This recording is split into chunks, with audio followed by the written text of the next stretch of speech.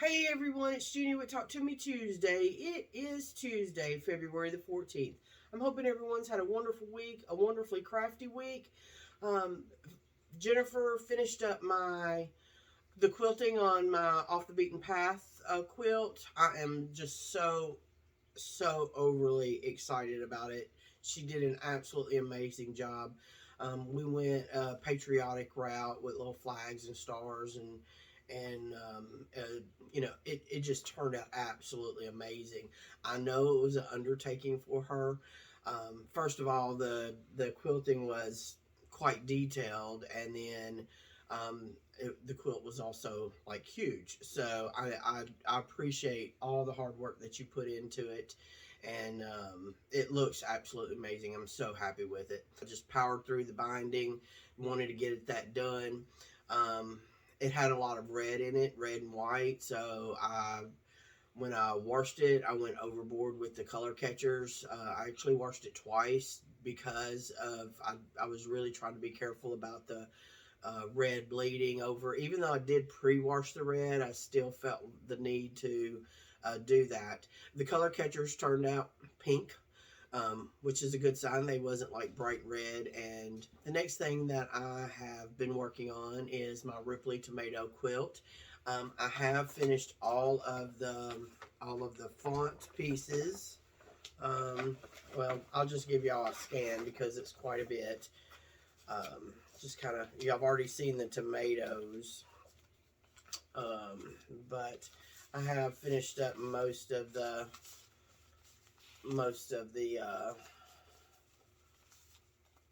the font pieces, and I'm really happy with them. I also really like my background that I'm using, this blue. It's kind of like a light blue paisley, but it really doesn't come off as paisley. I also reworked the tomato sandwich, and I used a lighter that red that I showed y'all, and I'm really liking the new tomato sandwich. So I got that done, and then of course, if you can see this, I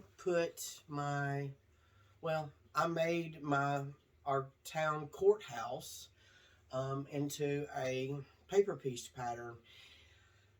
I will tell you, for most of my paper piecings, when I'm designing, I'll make it, and then I'll find, little tweaks to do, and I'll go back, and I'll fine tune.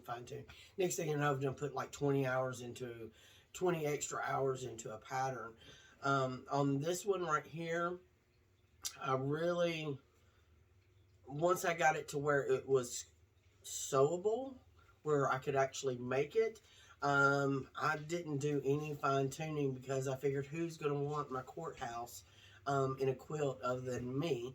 So I really just let it. I had to kind of edit as I went, and I didn't even number them properly. So I kind of had to mark as I go so that I would know exactly which ones that I had already made, because the pattern itself looked pretty rough, but the courthouse, I am just so happy with it.